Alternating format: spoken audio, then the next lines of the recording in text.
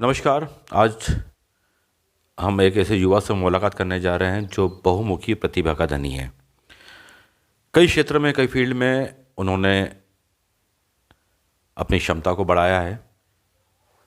यानी कि पहली बार ऐसा हो रहा है कि जब मैं किसी युवा का इंटरव्यू ले रहा हूं तो मुझे एक ये पूरा फोल्डर हाथ में लेकर बैठना पड़ रहा है, क्योंकि इन्होंने इतनी फील्ड में हाथ आजमा रखे हैं और योग्यता प्राप्त कर रखी कि मुझे मौखिक याद रखना संभव सा नहीं लग रहा था। यदि हम बात करें पैराग्लाइडिंग की तो इनको आता है, हम बात करें राइफल शूटर की तो वो भी यही हैं, हम बात करें पर्वतारोही की तो वो भी यही युवा हैं, और हम बात करें पर्यावरण प्रेमी की, संरक्षण की, तो वो भी यही युवा हैं। इतना ही नहीं, यदि मैं अगला पेज पलटाता हूँ तो इसमें मुझे और कुछ स्पेसिफिक चीज़ें देखने को मिल रही हैं, जिसके अंदर जीव दया का भाव इस युवा के अंदर है, सामाजिक कार्यों में इनकी रुचि है। उसके अलावा इन्होंने इतने काम जो किए हैं, जो मैंने आपको अभी बताए हैं, उनमें इनको कई सर्टिफिकेट्स और कई मेडल इनको मिल चुके हैं। सर्टिफिकेट बेशुमार हैं, मेडल भी इनके पास कई कई हैं। एक बार की लगता ही नहीं कि एक जीवन में आदमी इतनी सारी चीज़ें कर सकता, वो भी इतनी कम उम्र में। ताज्जुब होता है कि मंदसौर के अंदर हमारे ऐसे युवा हैं जो एक साथ कई प्रतिभाओं से अपना लोहा मनाने में कामयाब रहते हैं। हम ऐसे युवा की बात कर रहे हैं, राघव पिता सुभाष जैन की, जिनके घर पर हम इस वक्त बैठे हुए हैं। जरा सी उम्र में जो मैंने आपको फहरिस्त गिनाई है वो इन्हीं की है। अभी तो इसके बाद में एक पन्ना और भी है, वो फिलहाल मैं छोड़ देता हूँ, क्योंकि इस पर हम बात करेंगे तो काफ़ी अच्छा खासा समय हो जाएगा। राघव, हमारे कार्यक्रम में आपने हमें समय दिया, बहुत बहुत धन्यवाद। इतनी कम उम्र में इन सारी चीज़ों को तुमने कर कैसे लिया है? ये मुझे समझ में नहीं आता कि पैराग्लाइडिंग भी कर लेते हो, पर्वतारोही भी तुम करके आ चुके हो बाहर जाके, राइफल भी चला लेते हो, सामाजिक कार्य भी कर लेते हो, जरे क्या क्या मैं पढ़ रहा हूँ, तो ये सब कैसे करा तुमने? जैसा कि आजकल के बच्चे जो हैं वो आजकल सिर्फ फ़ोन में लगे हुए रहते हैं या किसी सोशल एक्टिविटी में कहीं भाग नहीं लेते हैं। बट मेरा ऐसा था कि अगर मैं फ़ोन यूज़ कर रहा था तो मैं इन चीज़ों के बारे में देख रहा था। मेरे को पहाड़ों से पहले से ही लगाव था और सोचा था कि कहीं तो जाना है, एक बार तो जाना है। फिर स्कूल जर्नी में मैंने एनसीसी ली और एनसीसी में मेरे जो सर हैं लेफ्टिनेंट जितिन कनौजिया, उन्होंने मुझे मार्गदर्शन दिया और उन्होंने इन चीज़ों के बारे में बताया कि पहाड़ों में ऐसी भी चीज़ें होती है। मुझे उनके थ्रू पता चला।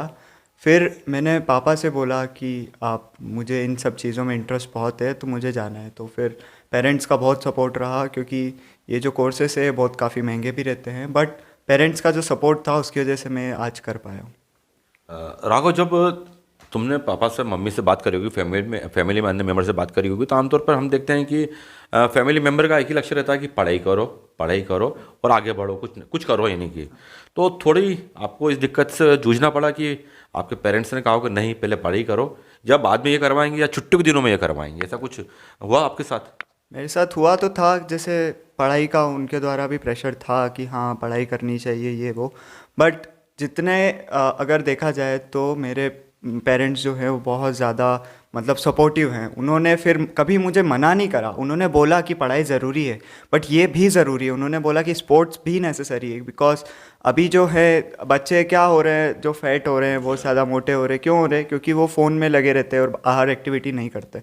इसलिए पापा ने हमेशा सपोर्ट करा, मम्मी ने हमेशा सपोर्ट करा, और उन्होंने कभी ऐसा नहीं बोला कि तेरे कम नंबर आए या कुछ भी हुआ है तो तू नहीं जाएगा, ऐसा वो कभी नहीं रोका उन्होंने उनके।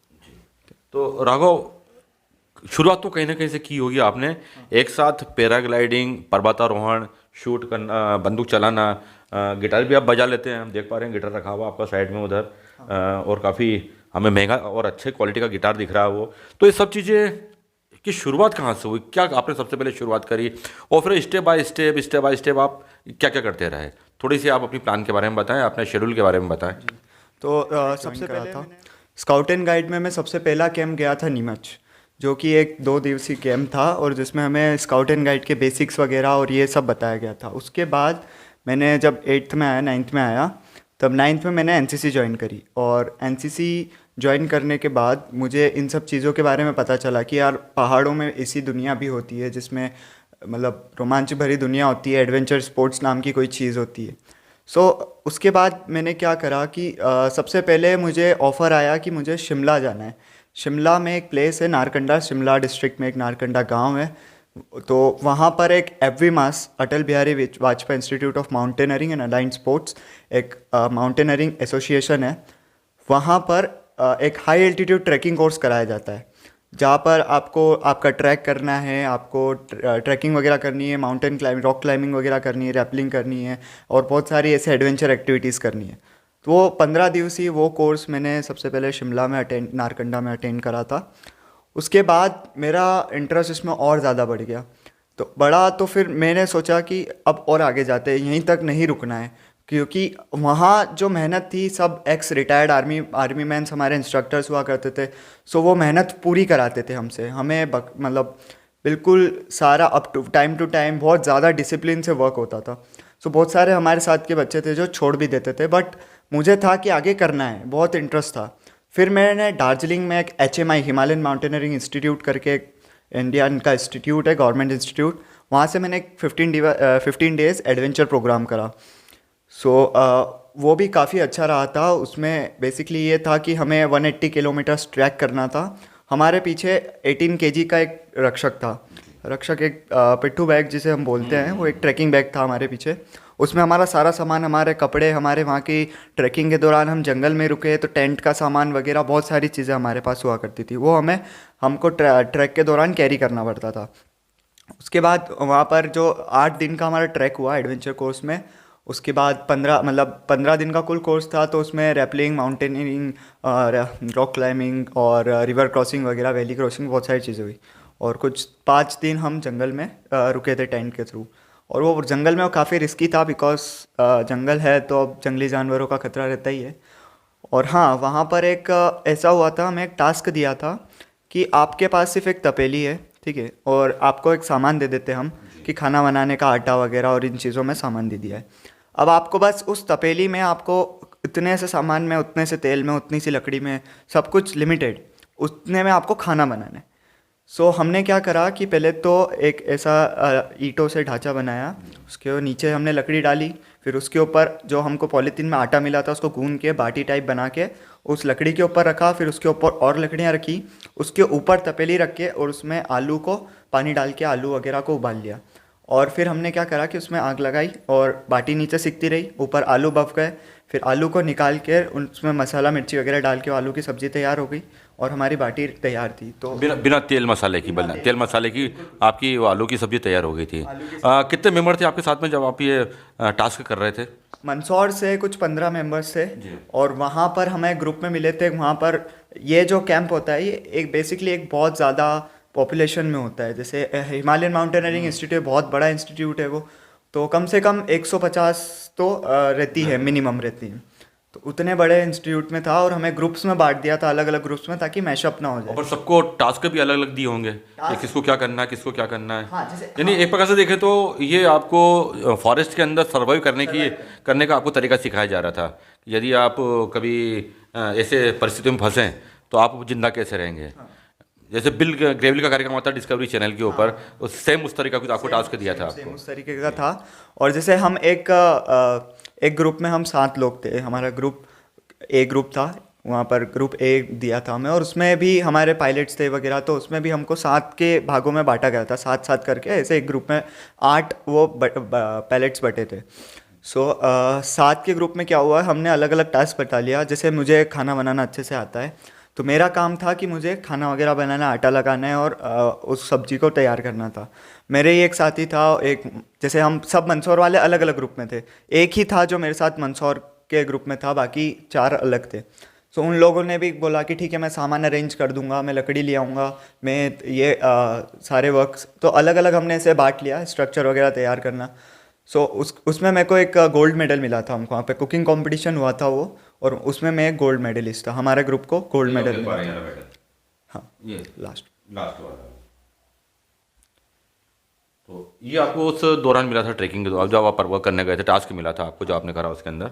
तो जब आप ऐसी जगह पर जाते हैं, आप बिल्कुल, चूँकि हम अपने मंदसौर शहर की बात करते हैं, यहाँ से जब बच्चा बाहर निकलता है स्वाभाविक तौर पे, तो थोड़ा उसको कुछ दुनिया बदली बदली से नज़र आती है कि दुनिया में ऐसा कुछ भी होता है, ऐसा होता है। तो कुछ ऐसा फील हुआ था आपको वहाँ पे कि आप घर से निकल के सीधे वहाँ जा रहे हैं, कश्मीर शिमला जा रहे हैं, और शिमला के भी एक इंटर एरिया के अंदर जा रहे हैं फिर आप?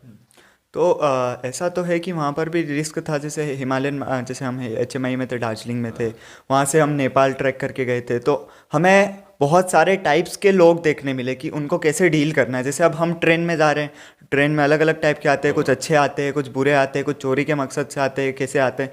तो हमें उस समय चौकन्ना रहने के जो तरीके थे वो सब बताए गए कि हमें किस टाइप से चौकन्ना रहना है। रात को सो रहे हैं तो कैसे अपना सामान पैक करके ट्रेन में सेफ रख के ऐसे सोना है। तो हमें सारी चीज़ें बताई गई। फिर हमने देखा कि जैसे नेपाल में हैं, तो नेपाल के लोग मुझे बहुत अच्छे लगे, बिकॉज़ उनका नेचर बहुत ज़्यादा सपोर्टिव था। जैसे वो लोग जो थे, मतलब अगर हमारे साथ क्या हुआ कि हम रास्ता भूल गए थे, हम थोड़ा सा धीरे चल रहे थे, मैं अपने ग्रुप को साथ में लेकर, मैं उस समय लीडर था अपने ग्रुप का, तो मुझे अपने ग्रुप को साथ लेकर चलना था, हमें लास्ट तक चलना था कि लास्ट में कोई बंदा आ रहा है तो उसको भी साथ लेकर आना आगे। तो मैं उनको लेकर आ रहा था और आधे से हम कट गए। अब जो आगे इंस्ट्रक्टर्स थे वो आगे चले गए थे और हम पीछे रह गए थे। तो अब हमें रास्ता नहीं मिल रहा था। तो वहाँ से चार नेपाल के कुछ व्यक्ति आए और उन्होंने हमें वहाँ तक छोड़ा जहाँ तक हमको जाना था। तो उनका नेचर बहुत सपोर्टिव था। हमारे इंडिया के जो वेस्ट बंगाल के दार्जिलिंग साइड के लोग हैं वो भी काफ़ी अच्छे हैं। और वहाँ पर मैंने एक चीज़ देखी कि वहाँ पर जीव दया बहुत है। वहाँ पर मतलब जैसे अपने यहाँ क्या होता है, कुत्ते बेचारे हड्डियाँ निकल रही है, वैसे वहाँ किसी कुत्ते का इतना बुरी हालत नहीं है। वहाँ हर मतलब हर जीव में है। और वहाँ के पक्षी हैं, वो बिल्कुल हमसे नहीं डरते। हम ट्रैक कर रहे हैं, हमारे साथ साथ चल रहे हैं, बिल्कुल हमारे पास चल रहे हैं, कोई दिक्कत नहीं। यहाँ पर अपन पक्षी के पास जाते हैं उड़ जाते, पर वहाँ पर बिल्कुल ऐसा नहीं था। और व्यक्ति भी बहुत ज़्यादा अच्छे थे, हमको बहुत सपोर्ट करा उन लोगों ने। और हाँ, काफ़ी अच्छा एक्सपीरियंस रहा मेरा दार्जिलिंग शिमला का। और भी मैंने आगे फिर एक्टिविटीज़ करी हैं जैसे। जी। तो इस मान से वहाँ पे जो आप बता रहे हैं, वहाँ के पक्षी और वहाँ के जो जानवर हैं वो काफ़ी फ्रेंडली होते हैं, क्योंकि उनको किसी किस्म का मनुष्य से खतरा नहीं होता है। जैसे कि हम अपने शहरों के अंदर देखते हैं कि पक्षी उड़ जाते हैं, जानवर भग जाते हैं, यहाँ पर ऐसा कुछ ये आपको ज़िंदगी का एक नया अनुभव मिला था आपको। तो अब आपने ये पर्वतारोहण तो कर लिया आपने, तो आप ये शूटिंग में कैसे आए? राइफल चलाना आपके दिमाग में कैसा है कि मुझे अब राइफल चलाना चाहिए? राइफल का राइफल शूटिंग रेंज बनी हुई है सेंट थॉमस में। सो वहाँ पर स्टार्ट हुआ था नया नया। तो फर्स्ट मेरा ऐसा था कि यार ये चीज़ क्या होती है। तो हमारे वही जितेंद्र सर, जो लेफ्टिनेंट जितेंद्र कनौजिया, उन्होंने मुझे बोला कि तू 4 दिन आ, 4 दिन क्लास ले, तेरे को अच्छा लगता है तो कंटिन्यू कर। फिर मैं गया और जब राइफ़ल चलाई, और मतलब जब भी राइफ़ल चलाता हूँ ना, तो ऐसा लगता है कि हाँ, मेरा जितना भी मेंटल प्रेशर था वगैरह, गुस्सा, सब, मुझे गुस्सा आता ही नहीं, क्योंकि मैं राइफ़ल चलाता हूँ। राइफ़ल के थ्रू मेरा सारा गुस्सा निकल जाता है, तो मुझे गुस्सा बहुत कम आता है राइफ़ल के थ्रू। एंड राइफ़ल में फिर ऐसा सोचा कि यार अगर मैं कुछ चीज़ कर रहा हूँ तो मैं यहाँ तक क्यों रुकूँ, मुझे आगे जाना है, मुझे नहीं रुकना है यहाँ पे। मुझे एक जगह पर कभी ऐसा था ही नहीं कि मेरे को इस जगह पर रुकना है, मुझे आगे जाने की हमेशा जिज्ञासा रही है। तो उसमें फिर मैंने सोचा कि चलो कॉम्पिटिशन्स लड़ते हैं। तो स्कूल के कॉम्पिटिशन्स होते हैं SGFI करके।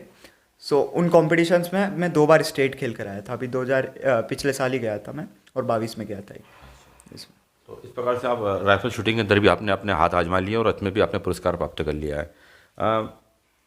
लंबे समय से हमारी चर्चा चल रही है, मेरी निगाहें बार बार गिटार के ऊपर ही जा रही हैं।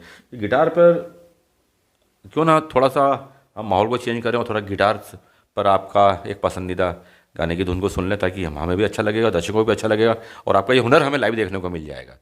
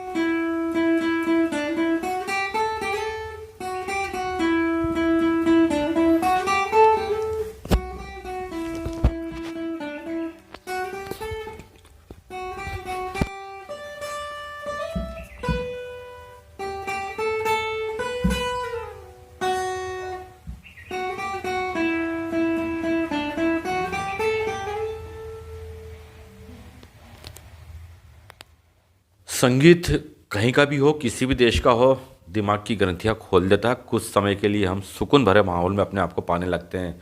और जब आर्टिस्ट भी भारतीय हो और गाना भी भारतीय हो तो फिर आनंद ही क्या है उसके। वो भी आनंद अभी हमने लिया। समय कम था इसलिए हमने थोड़ा शॉर्ट ही इनसे गिटार बजवाया है। अब हम बात करते हैं पैराग्लाइडिंग की। पैराग्लाइडिंग वो जोखिम भरा खेल होता है जिसके अंदर आप लटक कर हवा में तैरते हैं।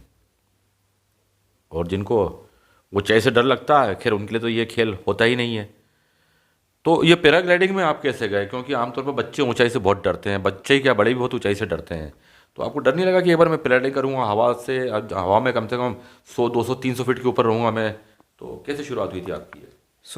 पैराग्लाइडिंग क्या हुआ कि मैंने ऐसे ही माउंटेन एडवेंचर स्पोर्ट्स के बारे में जाना, तो मैंने एक लिस्ट बनाई कि यार एक माउंटेनरिंग करनी है, स्कीइंग करनी है, पैराग्लाइडिंग करनी है। तो पैराग्लाइडिंग के लिए फिर मैं अरुणाचल प्रदेश गया।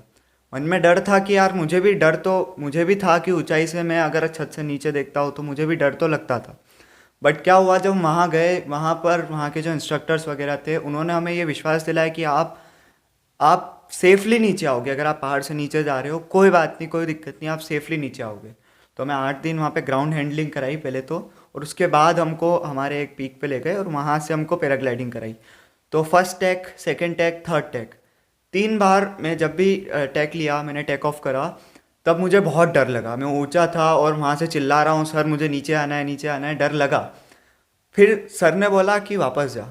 मैंने तीसरे के बाद मना कर दिया, सर मुझसे नहीं हो पाएगा। सर ने बोला वापस जा। फिर मेरे मन में वापस एक बात आई कि पापा ने और मम्मी ने जितने पैसे खर्च करे हैं, आमतौर पर इतने किसी के मम्मी पापा खर्च करने से साफ मना कर देते क्या, क्योंकि काफ़ी पैसे लगते हैं उस कोर्स में। सो मुझे वो करना है, मुझे कैसे भी उन्हें रिजल्ट देना है। तो अपने डर को मैंने उस समय हटाया और अपने अंदर जोश जगाया कि यार करना है, अब ए ग्रेड से पास आउट होना है इस इंस्टीट्यूशन से। फिर मैंने उसको प्रैक्टिस करा, अपने दिमाग से सारा डर भगाया और वापस चौथा टेक लिया। और वो चौथा टेक सबसे सक्सेसफुल टेक लिया मैंने। वहाँ पर जितने भी थे उन सबसे सक्सेसफुल टेक मैंने लिया उस समय, चौथा टेक जब हुआ मेरा। और वो काफ़ी अच्छा एक्सपीरियंस था। मैं काफ़ी हाइट पर उड़ रहे हैं और ऐसा लग रहा था कि लाइक हम पंछियों की फीलिंग जो है कि पंछी क्या फील करते होंगे वो हम देख सकते थे। और बेसिकली मैंने कोर्स करा है। लोगों को लगता है कि पैराग्लाइडिंग यानी कोई पीछे लगा होगा, उड़ के आ गए होंगे, आमतौर पर ये माना जाता है। आमतौर पर यही माना जाता है। बट ये नहीं है, वो जो पीछे है, वो जो सीखा है, वो चीज़ मैं सीख कर आया हूँ, वो चीज़ मैंने करी है। इसमें P1 P2 2 कोर्स करें, अभी P3 P4 और P5 बाकी है मेरे। तो ये तीनों के लिए मैं आगे जाऊँगा। और स्कीइंग भी एक मेरा शौक था, स्कीइंग भी करी है मैंने, शिमला नारकंडा से ही करी है, FV मास से। सो वो भी बहुत अच्छी एक चीज़ है। जो बर्फ़ है उसमें ठंड में सर्वाइव करना है और एकदम स्पीड से आ रहे हैं आप लोग। बहुत एडवेंचर तो सब में है, बहुत रिस्क है। और मम्मी पापा भी सर्टिफिकेट साइन कराते हैं, रिस्क सर्टिफिकेट साइन कराते हैं अगर आपको कुछ हो भी जाता है। तो इतनी हिम्मत रखने वाले पेरेंट्स होने चाहिए, तब जाके आप ये कर पाते हैं। और मेरा जुनून ये था कि अगर मेरे मम्मी पापा ने मुझ पैसे लगाए हैं, ए ग्रेड लिए बिना मैं नहीं जाने वाला हूँ। तो अगर मेरे सर्टिफिकेट्स भी अगर आप देखेंगे तो किसी में कभी ए ग्रेड से नीचे आई नहीं, हर इंस्टीट्यूशन। हाँ, मैं काफ़ी कमज़ोर था पढ़ाई में, पर उसे भी मैंने कवर करा।